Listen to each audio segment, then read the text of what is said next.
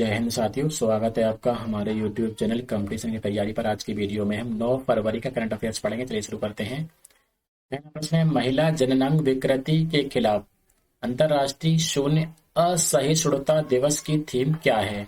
तो इसकी थीम है partner with men and boys to transform social and gender norms to end female genital mutilation.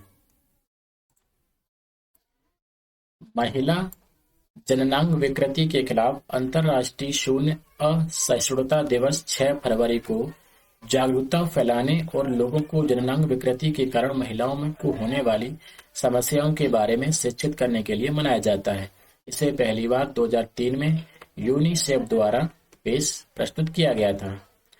2023 की theme जो है वो आपको बता दी, partnership with men and boys to transform social and gender norms to end female genital mutilation. पिछले वर्ष की थीम की बात करते हैं। 2022 में थीम क्या थी? Accelerating investment to end FGM। 2021 की थीम क्या थी? No time for global inaction, unite fund and act to end female genital mutilation. 2020 की थीम क्या थी? Unleashing youth power, 1 decade of accelerating actions for zero female genital mutilation. बात करते हैं UNICEF की। संयुक्त राष्ट्र अंतर्राष्ट्रीय बाल आपातकालीन कोष संयुक्त राष्ट्र की एक एजेंसी है जो दुनिया भर में बच्चों को मानवीय और विकासात्मक सहायता प्रदान करती है। इसकी स्थापना 11 दिसंबर 1946 को हुई थी। इसका हेडक्वार्टर न्यूयॉर्क, अमेरिका में है। संस्थापक कौन है? लुडविग राचमन। प्रमुख कौन है? Catherine M Russell. 1953 में संगठन जो है वो संयुक्त राष्ट्र प्रणाली का एक स्थायी हिस्सा बन गया था। लास्ट इंडिया 2023 में सीईओ कॉन्क्लेव की अध्यक्षता किसने की थी? तो ये अध्यक्षता की थी डॉक्टर मनसुख मंडाविया ने। केंद्रीय रसायन एवं उर्वरक तथा स्वास्थ्य एवं परिवार कल्याण मंत्री डॉक्टर मनसुख मंडाविया ने प्लास्ट इंडिया 2023 में सीईओ कॉन्क्लेव की अध्यक्षता की थी। सम्मेलन में भारत और विदेश दोनों से प्लास्टिक उद्योग के 90 से अधिक सीईओ ने भाग लिया था। 11वीं अंतर्राष्ट्रीय प्लास्टिक प्रदर्शनी और कॉन्क्लेव का आयोजन 1 फरवरी से 5 फरवरी तक ITPO प्रगति मैदान नई दिल्ली में किया गया था। दुनिया के 45 से अधिक देशों के प्रदर्शकों के साथ साथ दुनिया भर के 2 लाख से अधिक व्यापार आगंतुकों के आने की उम्मीद है। ये बैठकें और परामर्श भारत की क्षमताओं को प्रदर्शित करने के अवसर पैदा करेंगे और भारतीय प्लास्टिक उद्योग के विकास को सुविधाजनक बनाने में मदद करेंगे। अगला प्रश्न देखते हैं। फरवरी महीने में महिंद्रा फाइनेंस के नामित प्रबंध निदेशक और मुख्य कार्यकारी अधिकारी के रूप में किसे नियुक्त किया गया है? तो उनका नाम है राहुल रुबेलो। महिंद्रा फाइनेंस ने राहुल रुबेलो को प्रबंध निदेशक और मुख्य कार्यकारी अधिकारी नामित किया है। राहुल रुबेलो वर्तमान में कंपनी के मुख्य परिचालन अधिकारी हैं और 29 अप्रैल 2024 को रमेश अय्यर के सेवानिवृत्त होने पर MD और CEO का पद संभालेंगे। उन्होंने इससे पहले एक्सिस बैंक में 19 वर्षों तक सेवा की, जहां वे कार्यकारी उपाध्यक्ष और rural lending and financial inclusion के प्रमुख थे। अब हाल की नियुक्तियों पर चर्चा करते हैं। तो रिजर्व बैंक ने फरवरी महीने में केनरा बैंक के पूर्व मुख्य महाप्रबंधक V रामचंद्र को श्रेय इंफ्रास्ट्रक्चर फाइनेंस लिमिटेड और श्रेय इक्विपमेंट फाइनेंस लिमिटेड की सलाहकार समिति का सदस्य बनाया है। और जापान में भारत के राजदूत सिबी जॉर्ज को 16 जनवरी को मार्शल द्वीप समूह गणराज्य में भारत का राजदूत बनाया गया है। यूके की क्लेयर लोम्बार्डेली को आर्थिक सहयोग और विकास संगठन की नई मुख्य अर्थशास्त्री बनाया गया है। GST परिषद की कौन सी बैठक 18 फरवरी को नई दिल्ली में आयोजित होने वाली है? तो उसका क्रम कौन सा है? 49वीं बैठक है ये। बात कर लेते हैं दिल्ली की। राजधानी दिल्ली में ही है। मुख्यमंत्री श्री अरविंद केजरीवाल जी हैं। उपराज्यपाल विनय कुमार सक्सेना जी हैं। तो केंद्रीय वित्त मंत्री निर्मला सीतारमण की अध्यक्षता में जीएसटी परिषद की बैठक 18 फरवरी को होगी, जिसमें राज्यों के समकक्ष शामिल होंगे। जीएसटी परिषद की 49वीं बैठक 18 फरवरी को होगी। परिषद पान मसाला और गुटखा फर्मों के कराधान पर मंत्रियों के एक समूह की रिपोर्ट और अपीली न्यायाधिकरणों की स्थापना पर मंत्रियों के एक समूह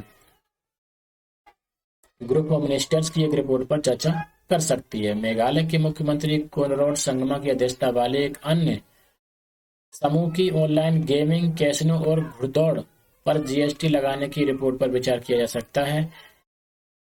समूह की ये 3 रिपोर्ट 17 दिसंबर को 2022 को हुई पिछली जीएसटी परिषद की बैठक के एजेंडे का हिस्सा थी। जीएसटी परिषद जीएसटी की शासी निकाय है, जिसमें 33 सदस्य हैं, जिनमें से 2 सदस्य केंद्र के हैं और 31 सदस्य 28 राज्यों और 3 केंद्र शासित प्रदेशों से हैं, जिनके पास कानून है। परिषद में निम्नलिखित सदस्य शामिल होते हैं। जीएसटी परिषद में तो कौन कौन होते हैं? केंद्रीय वित्त मंत्री, ये अध्यक्ष के रूप में होते हैं। और केंद्रीय राजस्व या वित्त प्रभारी राज्य मंत्री जो है वो सदस्य के रूप में होते हैं। और वित्त या कराधान के प्रभारी राज्यों के मंत्री या प्रत्येक राज्य सरकार द्वारा नामित अन्य मंत्री, ये भी सदस्य होते हैं। जीएसटी परिषद भारत में वस्तु एवं सेवा कर के संदर्भ में किसी भी कानून या विनियमन को संशोधित करने, सामंजस्य स्थापित करने या प्राप्त करने के लिए एक शीर्ष सदस्यों वाली समिति है। 6 फरवरी को किसने भारी ट्रकों के लिए भारत के पहले हाइड्रोजन इंटरनल कंबस्टन इंजन प्रौद्योगिकी समाधान का अनावरण किया है? तो इसे किया है रिलायंस इंडस्ट्री लिमिटेड ने। रिलायंस इंडस्ट्री लिमिटेड ने 6 फरवरी को भारी ट्रकों के लिए भारत के पहले हाइड्रोजन इंटरनल कंबस्टन इंजन प्रौद्योगिकी समाधान का अनावरण किया है। इसे प्रधानमंत्री जी द्वारा बंगलौर में भारत का ऊर्जा सप्ताह में लॉन्च किया गया था। हाइड्रोजन इंटरनल कंबस्टन इंजन जो है वो H2ICE संचालित ट्रक शून्य उत्सर्जन करेंगे और कम शोर करेंगे। रिलायंस इंडस्ट्री लिमिटेड और अशोक लीलैंड जो है अन्य तकनीकी साझेदारों के साथ 2022 से इस तकनीक को विकसित करने में लगे हुए थे, जिसमें से पहले इंजन को 2022 की शुरुआत में शुरू किया गया था। रिलायंस अपने कैप्टिव फ्लीट में बड़े पैमाने पर पहली व्यावसायिक तैनाती से पहले हैवी ड्यूटी ट्रकों के लिए इस तकनीक का बड़े पैमाने पर परीक्षण और सत्यापन करेगी। अब बात करते हैं ग्रीन हाइड्रोजन की। यह नवीकरणीय ऊर्जा या निम्न कार्बन शक्ति से उत्पन्न होने वाला हाइड्रोजन है। यह ईंधन का सबसे स्वच्छ रूप है। हाल ही में नीति आयोग की रिपोर्ट में कहा गया कि ग्रीन हाइड्रोजन भारत के आर्थिक विकास और शुद्ध शून्य महत्वाकांक्षाओं के लिए महत्वपूर्ण है। प्रौद्योगिकी 2050 तक 3.6 गीगाटन संचयी CO2 उत्सर्जन को कम करने में मदद करेगी। काफी अच्छी बात है, ऐसा होता है तो। 5 फरवरी को इलेक्ट्रॉनिकी और सूचना प्रौद्योगिकी मंत्रालय द्वारा किस डिजिटल ऋण ऐप को बैन किया गया है? तो उसका नाम है लेजीपे और किस्त, दोनों को ही बैन कर दिया गया है। 5 फरवरी को इलेक्ट्रॉनिकी और सूचना प्रौद्योगिकी मंत्रालय द्वारा डिजिटल लोन ऐप लेजीपे और किस्त को बैन कर दिया है। केंद्र सरकार ने अनाधिकृत ऋण सेवाओं, सट्टेबाजी और जुए में शामिल ऐसे 232 ऐप को भी ब्लॉक किया है। इनमें 138 सट्टेबाजी और जुआ ऐप और 94 ऋण देने वाले ऐप शामिल हैं। इनको जो है ब्लॉक कर दिया गया है। किस्त ऐप वर्टेक्स ग्रोथ और ब्रुनेई इन्वेस्टमेंट द्वारा समर्थित है और उसका मूल्य $450 मिलियन से अधिक है। लेजीपे को एक बार पहले जनवरी 2021 में गूगल प्ले स्टोर से RBI के मानदंडों का उल्लंघन करने के लिए हटा दिया गया था। IT मंत्रालय आमतौर पर गृह मंत्रालय से प्राप्त जानकारी के आधार पर इंटरनेट सेवा प्रदाताओं और दूरसंचार कंपनियों को प्रतिबंध आदेश जारी करता है, जो स्थानीय पुलिस, साइबर सेल विभागों सहित खुफिया जानकारी के कई स्रोतों के आधार पर कार्य करता है। भारतीय रेलवे ने ई खानपान सेवाओं को अधिक ग्राहक केंद्रित बनाने के लिए रेल यात्रियों के लिए ई खानपान सेवाओं के माध्यम से भोजन ऑर्डर करने के लिए किस ऐप को लॉन्च किया है? तो उसका नाम है जूप जूप ऐप। भारतीय रेलवे ने ई खानपान सेवाओं को अधिक ग्राहक केंद्रित बनाने के लिए जो है जूप ऐप लॉन्च किया है। यात्री अपने पीएनआर नंबर का उपयोग करके यात्रा करते समय व्हाट्सएप के माध्यम से ऑनलाइन खाना ऑर्डर कर सकते हैं। जूप ऐप यात्रियों को रेलवे स्टेशनों पर होटलों से ट्रेनों में भोजन वितरण का आदेश देने में सहायता करेगा। और ये इसका व्हाट्सएप नंबर है जिससे आप करा सकते हैं। पहले व्हाट्सएप संचार के माध्यम से ई कैटरिंग सेवाओं के 2 चरण वाले कार्यान्वयन की योजना बनाई गई थी। शुरुआत में ग्राहकों की प्रतिक्रिया और सुझावों के आधार पर चुनिंदा ट्रेनों में ई कैटरिंग सेवाओं के लिए व्हाट्सएप संचार लागू किया गया था और इसे बाद में अन्य ट्रेनों में भी शुरू कर दिया जाएगा। आईआरसीटीसी की ई कैटरिंग सेवा उसकी वेबसाइट के साथ साथ ऐप के माध्यम से ग्राहकों को एक दिन में लगभग 50,000 भोजन जो है परोसती है।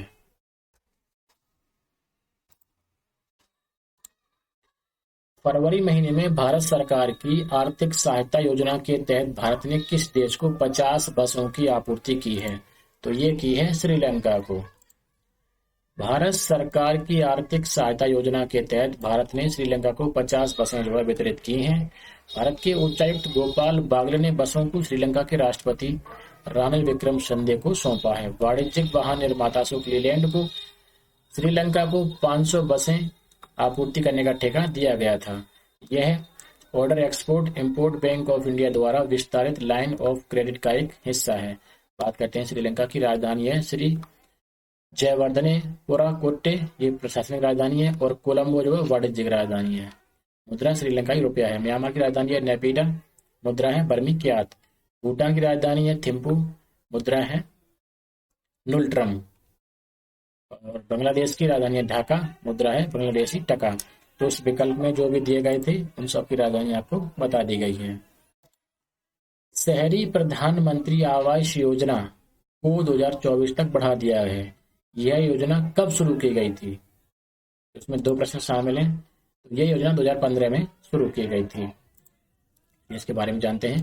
केंद्रीय आवास और शहरी मामलों के मंत्री हरदीप सिंह पुरी ने घोषणा की है कि शहरी प्रधानमंत्री आवास योजना को 2024 तक के लिए बढ़ा दिया गया है। केंद्र सरकार ने योजना के तहत 2 लाख करोड़ रुपए मंजूर किए हैं, जिसमें से अब 1.36 लाख करोड़ रुपए जारी किए जा चुके हैं। वित्तीय वर्ष 21-22 के दौरान इस योजना के तहत 123 लाख घरों को मंजूरी दी गई थी। इस योजना की बात करते हैं तो इस योजना को 25 जून 2015 को भारत सरकार द्वारा लॉन्च किया गया था और इसे केंद्रीय आवास और शहरी मामलों के मंत्रालय द्वारा कार्यान्वित किया जा रहा है। इसका लक्ष्य था कि 2022 तक सभी पात्र लाभार्थियों को पक्का घर उपलब्ध करा दिया जाएगा। योजना के तहत लगभग 1.12 करोड़ घरों का निर्माण किया जाएगा। यह घरों को महिला सदस्यों के नाम या संयुक्त रूप से उनके नाम करके महिला अधिकारिता को भी बढ़ावा देगी। इस योजना के तहत सभी लाभार्थियों को 20 वर्ष की अवधि के लिए प्रतिवर्ष 6.50% की छूट वाले सब्सिडी ब्याज दर पर आवास ऋण प्रदान किया जाता है। भूतल के आवंटन में विकलांग एवं वरिष्ठ नागरिकों को वरीयता दी जाएगी। निर्माण के लिए सतत और पर्यावरण के अनुकूल प्रौद्योगिकियों का भी उपयोग किया जाएगा। यह योजना देश के सभी शहरी क्षेत्रों को कवर करती है, जिसमें 500 वर्ग शहरों को दी गई पहली प्राथमिकता के साथ 4041 वैधानिक शहर भी शामिल हैं। यह 3 चरणों में जो है किया जाएगा। तो पहले चरण में क्या हुआ था कि चरण 1 के तहत सरकार ने अप्रैल 2015 से 17 तक देश भर के विभिन्न राज्यों और केंद्र शासित प्रदेशों में 100 शहरों को कवर करने का लक्ष्य रखा था। और चरण 2 में अप्रैल 2017 से मार्च 2019 तक देश भर के विभिन्न राज्यों और केंद्र शासित प्रदेशों में 200 और शहरों को कवर करने का लक्ष्य रखा था।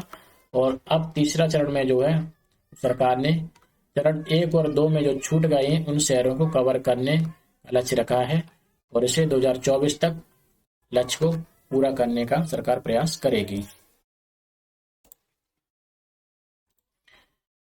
किसने फरवरी महीने में पुरुषों के लिए 2023 IHAI राष्ट्रीय आइस हॉकी चैंपियनशिप का 12वां संस्करण जीता है? तो ये जीता है ITBP ने। ITBP की केंद्रीय आइस हॉकी टीम ने फरवरी 2023 में पुरुषों के लिए राष्ट्रीय आइस हॉकी चैंपियनशिप 2023 का 12वां संस्करण जीता है। चैंपियनशिप का आयोजन ice hockey association of India द्वारा लद्दाख के लेह में किया गया था। ITBP की टीम ने फाइनल में लद्दाख स्काउट को 1-0 से हराकर लगातार तीसरी बार यह खिताब जीता है। बात कर लेते हैं ITBP की। यह तिब्बत स्वायत्त क्षेत्र के साथ जुड़ी सीमाओं पर तैनात भारत का एक सीमा गश्ती संगठन है। यह 1962 के चीन भारत युद्ध के बाद 1962 में स्थापित 7 केंद्रीय सशस्त्र पुलिस बलों में से एक है। इसका प्रमुख प्रशिक्षण केंद्र उत्तराखंड के मंसूरी में स्थित है। इसका आदर्श वाक्य क्या है? वीरता, दृढ़ता और प्रतिबद्धता। मुख्यालय कहाँ है? नई दिल्ली में है। महानिदेशक कौन है? अनीश दयाल सिंह। कुछ अन्य खेल समाचारों की बात करते हैं तो प्रजनेश गुणेश्वरन ने 29 जनवरी को कुवैत के अल जहरा में ITF पुरुष टेनिस टूर्नामेंट का फाइनल जीता है। इंग्लैंड के कप्तान बेन स्टोक को 2022 के लिए अंतर्राष्ट्रीय क्रिकेट परिषद द्वारा test player of the year चुना गया है।